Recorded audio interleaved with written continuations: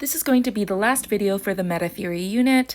I'm just going to go over some miscellaneous questions that might be helpful to think about before you get started on the problem set.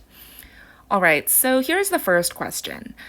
Suppose you're given the following truth table, which defines a new logical connective called the dagger, and that's the downward pointing arrow there. Suppose you're then asked, is dagger adequate to express all truth functions?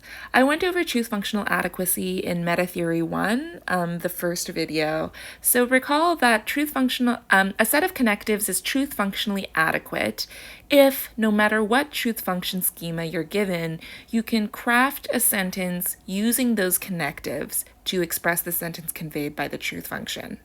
So what this question is asking now is, no matter what truth function schema you're given, is it possible to construct a sentence using only the dagger to express that truth function? In order to prove that the answer to this question is yes, it's going to be sufficient to prove that you can use the dagger to construct identical truth tables to the truth tables for each of the 5 logical connectives in SL. And the reason why that's sufficient to prove that the answer to this question is yes is because we know that the connectives of SL are adequate to express all truth functions. So just by proving that we can use the dagger to construct identical truth tables to those 5 connectives, that's going to be enough to prove that this claim is true. Actually, though, we don't have to go through 5 cases. It's going to be much simpler than that. We only need to go through 2 cases. Earlier in the semester, we talked about how SL is a little extravagant. It gives us 5 logical connectives, but it actually only needs to give us 2. And those are the negation and either the wedge or the ampersand. Okay, I just prefer to think about negation and wedge, but whatever you prefer, that's totally fine. And the reason why we only need these 2 connectives is because the other 3 connectives, ampersand, material conditional, and material biconditional, can all be defined in terms of these 2 connectives.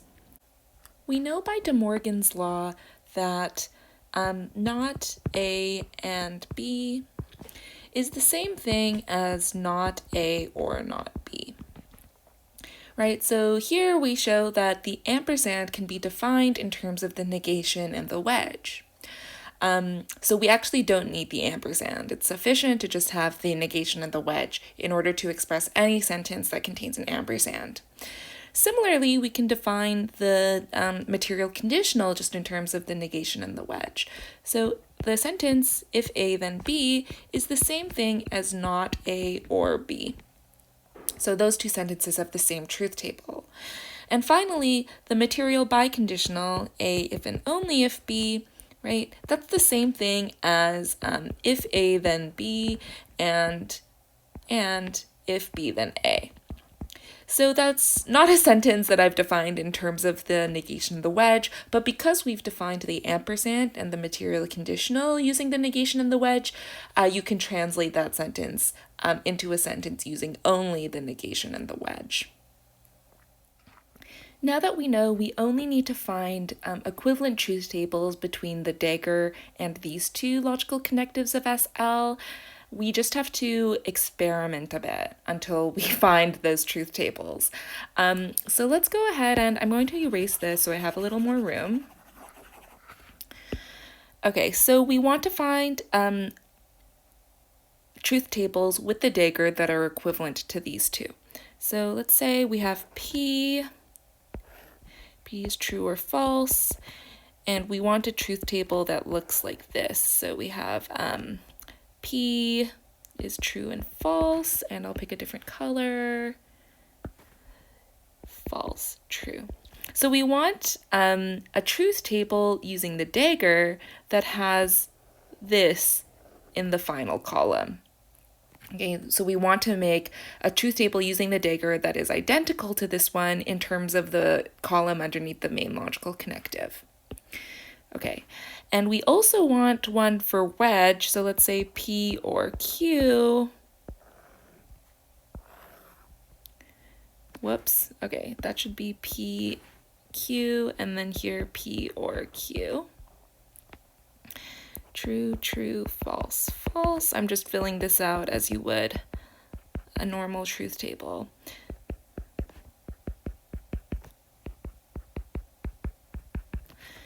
Pick a different color. So the truth table for the wedge looks like this. P or Q is true as long as at least one of them is true, and false if both of them are false. Okay, so we want to find a truth table using the dagger where the column under the main logical connective looks exactly like this. Okay, so here's what those two truth tables are going to look like. Consider the following truth table for the sentence P dagger P. What does that truth table look like? Well, I'm going to fill it in as we would any other truth table. So P is either true or false. And in order to fill in the column under the main logical connective, we're going to look to our big truth table up here. And so when both sides of the dagger are true, right, that's the first row of the truth table. So when P is true and Q is true, P dagger Q is false. So in this case, P dagger P is going to be false. And then when both sides of the dagger are false, that's the final row of the truth table. So when both P and Q are false, P dagger Q is false. So in this case, P dagger P is going to be, P dagger Q is true. So in this case, P dagger P is true. And we know that from looking at the truth table that gave us the definition for the dagger. All right, so if you look at this column, it's identical to the one in our truth table for not P. So this proves that it's possible to define the negation in terms of the dagger. Okay, so we're halfway there. Now we need to show that we can create a truth table that's equivalent to the truth table for P or Q. All right, well, consider the following truth table for the sentence P dagger Q dagger P dagger Q. What does that truth table look like? Well, again, I'm going to fill it in as I would any other truth table. This is going to take a little bit of time to fill in because I'm going to go in here and mark all of the atomic sentences. Here, true, false, true, false, true, true, false, false, true, false, true, false. Okay, so what does P underneath the dagger? Let me pick a different color. Go orange. Okay, so let's do this one first. So there, I'm just going to copy this part of the truth table, right? Because it's just the same thing as P dagger Q. So F, F, F, T. And then this part is actually going to be the same. So F, F, F, T. Okay, now it's time to work on the main logical connective. So the main logical connective is binding this, what's under that dagger, with what's under this dagger. So when both sides of the dagger are false, that gets us this final column in the truth table that defined the dagger. So we get true. In the second row in the truth table we're filling in, we have the same thing. So we have false and false, so that gets us true. Third row, same thing, false and false, that gets us true. And under the final row, we have true and true, which if you look at the truth table that defined the dagger, that gets us a false statement. All right, so now if you look at the column underneath the main logical connective in this sentence, it's identical to the column under the main logical connective in P or Q. So this proves that it's possible to write any sentence with a wedge in SL using the dagger instead.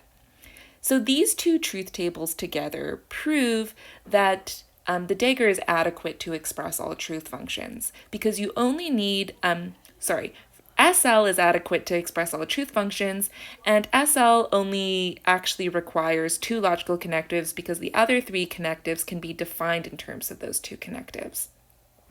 One thing you might be wondering is, how did I come up with P dagger P and P dagger Q dagger P dagger Q? right? So it seemed kind of like magic that they came out of nowhere. So that just required a bit of experimentation, right? Once you sort of make a ton of these truth tables, you'll start to notice patterns, and then you'll be able to identify truth tables that are identical to the ones in SL that you want to get. So just play around with them a bit, and you'll be able to find truth tables that you want. I'm just going to go over one more problem in this video that's similar to one that you might get on the problem set. So suppose that the system SD star is just like SD, except that it also contains a new rule of inference called crazy conditional elimination. And under crazy conditional elimination, you can have a material conditional, you can get the consequent, and then discharge the antecedent. And then we're asked to prove that SD star, so the system just like SD, except that it also contains this rule, is not a sound system for sentential logic. In order to do this proof, it's actually quite simple. All you need to do is find a derivation in the system that can have true premises and a false conclusion on some truth assignment. So here's the derivation that I'm going to construct. Let's say I'm just going to construct a derivation that uses this rule of inference. So let's say that you assume if A then B, you also assume B. Those are my two assumptions in the proof. And then that allows me to discharge A using 1, 2, crazy conditional elimination. That's a horseshoe. Okay, now all I need to do is show that this argument can have true premises and a false conclusion on some truth assignment. So let's assume that both of the premises are true, which is a different color. So 1 is true. If A then B is true, B is also going to be true. Is it possible for then A to be false? And the answer is yes, because if you recall the truth table for if A then B, when A is false and B is true, then if A then B is true, right? So in this case, we have a scenario where there is a truth assignment on which if A then B is true, B is true, yet A is false. And that's sufficient to prove that the system that includes this rule, crazy conditional elimination, is not a sound system for sentential logic. It allows you to go from true premises to a false conclusion, which is really bad.